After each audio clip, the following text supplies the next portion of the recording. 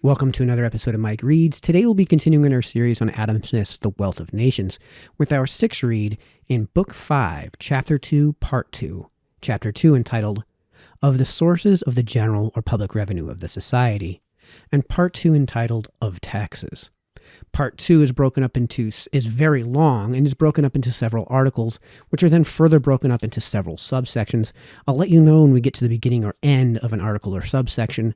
For example, today we're going to be starting Article 4, Taxes which it is intended should fall indifferently upon every different species of revenue, which has a bit of a preamble before we begin Article 4's first subsection entitled Capitation Taxes.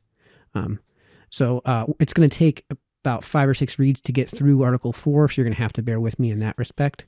But without any further ado, let's get started. Article 4. Taxes which, it is intended, should fall indifferently upon every different species of revenue. The taxes which, it is intended, should fall indifferently upon every different species of revenue are capitation taxes and taxes upon consumable commodities.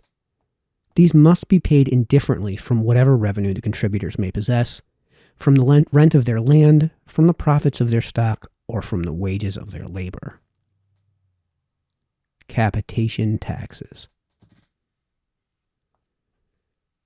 Capitation taxes, if it is attempted to proportion them to the fortune or revenue of each contributor, become altogether arbitrary. The state of a man's fortune varies from day to day, and without an inquisition more intolerable than any tax, and renewed at least once every year, can only be guessed at. His assessment, therefore, must in most cases depend upon the good or bad humor of his assessors, and must, therefore, be altogether arbitrary and uncertain. Capitation taxes, if they are proportioned not to the supposed fortune, but to the rank of each contributor, become altogether unequal, the degree of fortune being frequently unequal in the same degree of rank. Such taxes, therefore, if it is attempted to render them equal, become altogether arbitrary and uncertain, and if it is attempted to render them certain and not arbitrary, become altogether unequal. Let the tax be light or heavy, uncertainty is always a great grievance. In a light tax, a considerable degree of inequality may be supported. In a heavy one, it is altogether intolerable. In the different poll taxes which took place in England during the reign of William III, the contributors were, the greater part of them, assessed according to the degree of their rank, as dukes, as marquises, earls, viscounts, barons, esquires, gentlemen, the eldest and youngest sons of peers, etc. All shopkeepers and tradesmen, worth more than £300, that is, the better sort of them, were subject to the same assessment, how great soever might be the difference in their fortunes. Their rank was more considered than their fortune. Several of those who in the first poll tax were rated according to their supposed fortune, were afterwards rated according to their rank. Sergeants, attorneys, and proctors at law, who in the first poll tax were assessed at 3 shillings in the pound of their supposed income, were afterwards assessed as gentlemen. In the assessment of a tax which was not very heavy, a considerable degree of inequality had been found less unsupportable than any degree of uncertainty. In the capitation tax which is levied in France, without any interruption since the beginning of the present century, the highest orders of people are rated according to their rank by an invariable tariff, the lower orders of people according to what is supposed to be their fortune, by an assessment which varies from year to year. The officers of the King's Court, the judges, and the other officers in the superior courts of justice, the officers of the troops, etc., are assessed in the first manner. The inferior ranks of people in the provinces are assessed in the second. In France, the great easily submit to the considerable degree of inequality in a tax which, so far as it affects them, is not a very heavy one, but could not brook to the arbitrary assessment of an intendant. The inferior ranks of people must, in that country, suffer patiently the usage which their superiors think proper to give them. In England, the different poll taxes never produced the sum which had been expected from them, or which, it was supposed, they might have produced had they been exactly levied. In France, the capitation always produces the sum expected from it. The mild government of England, when it assessed the different ranks of people to the poll tax, contented itself with what that assessment happened to produce, and required no compensation for the loss which the state might sustain, either by those who for the loss which the state might sustain, and required no compensation for the loss which the state might sustain, either by those who could not pay, or by those who would not pay, for there were many such, and who, by the indulgent execution of the law, were not forced to pay. The more severe government of France assessed upon each generality a certain sum, which the intendant must find as he can. If any province complains of being assessed too high, it may, in the assessment of the next year, obtain an abatement proportioned to the overcharge of the year before. But it must pay in the meantime. The intendant, in order to be sure of finding the sum assessed upon the generality, was empowered to assess it in a larger sum, that the failure or inability of some of the contributors might be compensated by the overcharge of the rest. Until 1765, the fixation of this surplus assessment was left altogether to his discretion. And that year, indeed, the council assumed the power to itself. In the capitation of the provinces, it is observed by the perfectly well-informed author of the Memoirs of the Impositions in France, the proportion which falls upon the nobility and upon those whose privileges exempt them from the French tax is the least considerable. The largest falls upon those subject to the French tax, who are assessed to the capitations at so much a pound of what they pay to that other tax. Capitation taxes, so far as they are levied upon the lower ranks of people, are direct taxes upon wages of labor, and are attended with all the inconveniencies of such taxes. Capitation taxes are levied at little expense, and where they are rigorously exacted, afford a very sure revenue to the state.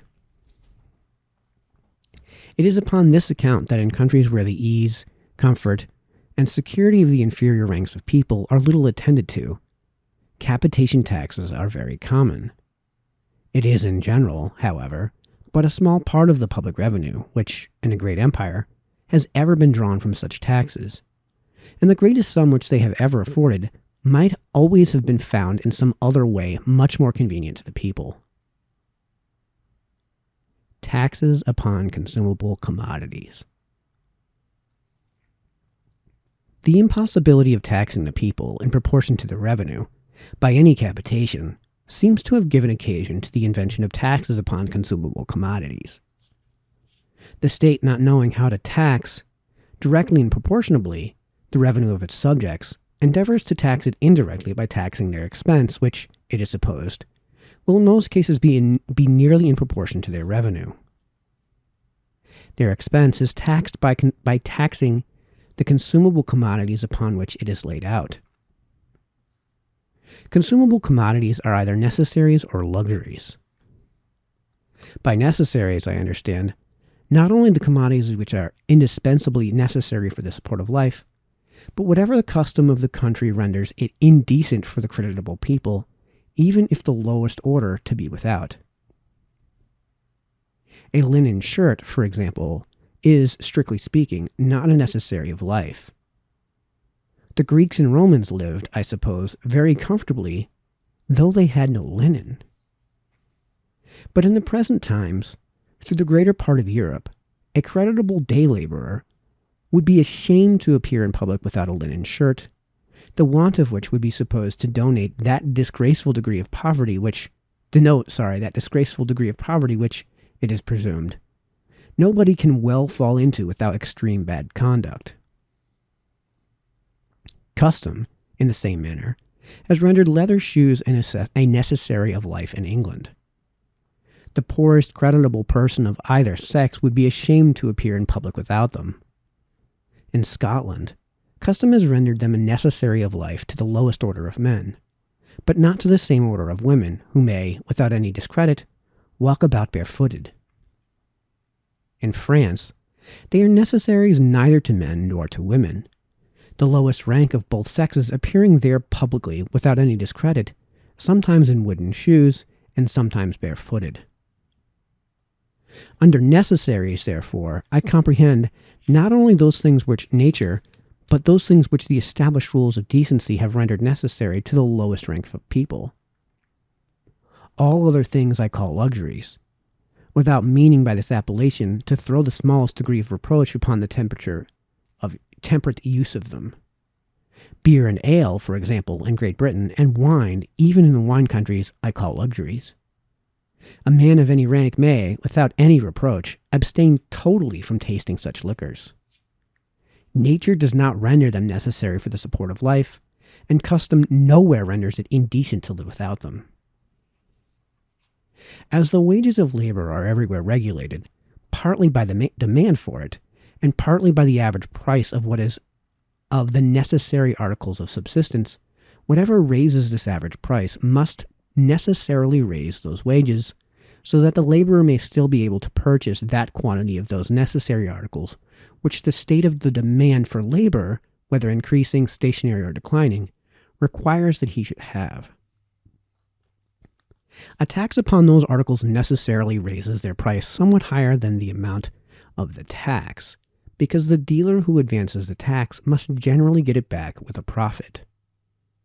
Such a tax must, therefore, occasion a rise in the wages of labor proportionable to this rise of price. It is thus that a tax upon the necessaries of life operates exactly in the same manner as a direct tax upon the wages of labor. The laborer, though he may pay it out of his hand, cannot, for any considerable time at least, be properly said even to advance it. It must always, in the long run, be advanced to him by his immediate employer in the advanced rate of his wages. His employer, if he is a manufacturer, will charge upon the price of his goods the rise of wages together with a profit, so that the final payment of the tax, together with this overcharge, will fall upon the consumer. If his employer is a farmer, the final payment, together with a like overcharge, will fall upon the rent of the landlord. It is otherwise with taxes upon which I call luxuries, even upon those of the poor. The rise in the price of the taxed commodities will not necessarily occasion any rise in the wages of labor. A tax upon tobacco, for example, though a luxury of the poor as well as of the rich, will not raise wages. Though it is taxed in England at 3 times and in France at 15 times its original price, those high duties seem to have no effect upon the wages of labor. The same thing may be said of the taxes upon tea and sugar, which in England and Holland have become luxuries of the lowest ranks of people, and of those upon chocolate, which in Spain is said to have become so. The different taxes which in Great Britain have in the course of the present century been imposed upon spirituous liquors are not supposed to have had any effect upon the wages of labor. The rise in the price of the porter, occasioned by an additional tax of 3 shillings upon the barrel of strong beer, has not raised the wages of common labor in London. These were about 18 pence and 20 pence a day before the tax, and they are not more now. The high price of such commodities does not necessarily diminish the ability of the inferior ranks of people to bring up families. Upon the sober and industrious poor, taxes upon such commodities act as sumptuary laws, and dispose them either to moderate or to refrain altogether from the use of superfluities which they can no longer easily afford. Their ability to bring up families, in consequence of this forced frugality, instead of being diminished, is frequently, perhaps, increased by the tax. It is the sober and industrious poor who generally bring up the most numerous families, and who principally supply the demand for useful labor. All the poor, indeed, are not sober and industrious, and the dissolute and disorderly might continue to indulge themselves in the use of such commodities after this rise of price in the same manner as before, without regarding the distress which this indulgence might bring upon their families. Such disorderly persons, however, seldom rear up numerous families, their children generally perishing from neglect, mismanagement, and the scantiness or unwholesomeness of their food. If by the strength of their constitution they survive the hardships to which the bad conduct of their parents exposes them, yet the example of that bad conduct commonly corrupts their morals, so that, instead of being useful to society for their industry, they become public nuisances by their vices and disorders. Though the advanced price of the luxuries of the poor, therefore, might increase somewhat the distress of such disorderly families, and thereby diminish somewhat their ability to bring up children, it would not probably diminish much the useful population of the country. Any rise in the average price of necessaries, unless it is compensated by a proportional rise in the wages of labor, must necessarily diminish more or less the ability of the poor to bring up numerous families, and consequently to supply the demand for useful labor, whatever may be the state of that demand, whether increasing, stationary, or declining, or such as requires an increasing, stationary, or declining population. Taxes upon luxuries have no tendency to raise the price of any other commodities except that of the commodities taxed. Taxes upon necessaries, by raising the wages of labor, necessarily tend to raise the price of all manufactures, and consequently to diminish the extent of their sale and consumption. Taxes upon luxuries are finally paid by the consumers of the commodities taxed without any retribution. They fall indifferently upon every species of revenue, the wages of labor, the profits of stock, and the rent of land. Taxes upon necessaries, so far as they affect the laboring poor, are finally paid partly by landlords in the diminished rent of their lands, and partly by rich consumers, whether landlords or others, in the advanced price of manufactured goods, and always with a considerable overcharge. The advanced price of such manufactures, as are real necessaries of life, and are destined for the consumption of the poor, of coarse woolens, for example, must be compensated to the poor by a further advancement of their wages. The middling and superior ranks of people, if they understood their own interest, ought always to oppose all taxes upon the necessaries of life, as well as all direct taxes upon the wages of labor. The final payment of both the one and the other falls altogether upon themselves, and always with a considerable overcharge. They fall heaviest upon the landlords, who always pay in a double capacity, in that of landlords by the reduction of their rent, and in that of rich consumers by the increase of their expense. The observation of Sir Matthew Decker, that certain taxes are, in the price of certain goods, sometimes repeated and accumulated 4 or 5 times, is perfectly just with regard to taxes upon the necessaries of life. In the price of leather, for example, you must pay not only for the tax upon the leather of your own shoes, but for a part of that upon those of the shoemaker and the tanner.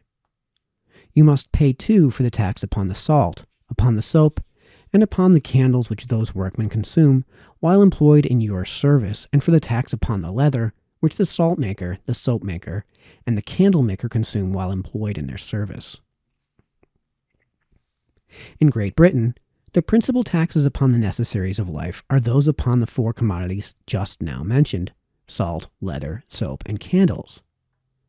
Salt is a very ancient and very universal subject of taxation. It was taxed among the Romans, and it is so at present in, I believe, every part of Europe. The quantity annually consumed by any individual is so small, and may be purchased so gradually that nobody, it seems to have been thought, could feel very sensibly even a pretty heavy tax upon it. It is in England taxed at 3 shillings and 4 pence a bushel, about 3 times the original price of the commodity. In some other countries the tax is still higher. Leather is a real necessary of life. The use of linen renders soap such. In countries where the winter nights are long, candles are a necessary instrument of trade. Leather and soap are, in Great Britain, taxed at 3/2 pence a pound, candles at a penny, taxes which, upon the original price of leather, may amount to about 8 or 10%, upon that of soap, about 20 or 5 and 20%, and upon that of candles, to about 14 or 15%, taxes which, though lighter than those upon salt, are still very heavy. As all those four commodities are real necessaries of life, such heavy taxes upon them must increase somewhat the expense of the sober and industrious poor, and must consequently raise more or less the wages of their labor. In a country where the winters are so cold as in Great Britain, fuel is, during that season, in the strictest sense of the word, a necessary of life, not only for the purpose of dressing victuals, but for the comfortable subsistence of many different sorts of workmen who work within indoors. And coals are the cheapest of all fuel. The price of fuel has so important an influence upon that of labor that all over Great Britain manufacturers have confined themselves principally to the coal countries, and other parts of the country on account of the high price of this necessary article not being able to work so cheap. In some manufacturers, besides, coal is a necessary instrument of trade, as in those of glass, iron, and all other metals. If a bounty could in any case be reasonable, it might perhaps be so upon the transportation of coals from those parts of the country in which they abound to those in which they are wanted. But the legislature, instead of a bounty, has imposed a tax of 3 shillings and 3 pence a ton upon coal carried coastways, upon most sorts of coal is more than 60% of the original price at the coal pit. Coals carried either by land or by inland navigation pay no duty. Where they are naturally cheap, they are consumed duty-free. Where they are naturally dear, they are loaded with a heavy duty. Such taxes, though they raise the price of subsistence, and consequently the wages of labor, yet they afford a considerable revenue to the government, which it might not be easy to find in any other way. There may, therefore, be good reason for continuing them. The bounty upon the exportation of corn, so far as it tends in the actual state of tillage to raise the price of that necessary article, produces all the like bad effects, and instead of affording any revenue, frequently occasions a very great expense to government. The high duties upon the importation of foreign corn, which in years of moderate plenty amount to a prohibition, and the absolute prohibition of the importation either of live cattle or of salt provisions, which takes place in the ordinary state of the law, and which, on account of the scarcity, is at present suspended for a limited time with regard to Ireland and the British plantations, have all the bad effects of taxes upon the necessaries of life, and produce no revenue to government. Nothing seems necessary for the repeal of such regulations, but to convince the public of the futility of that system in consequence of which they have been established. All right, actually, that seems like a pretty good place to stop. I'm trying to get a relatively short read in today so I can get this posted as quickly as possible. Yeah, so we'll give it a break right there, and we will continue in Book 5, Chapter 2, Part 2, in our next read of Adam Smith. So until then, this has been Mike, signing off.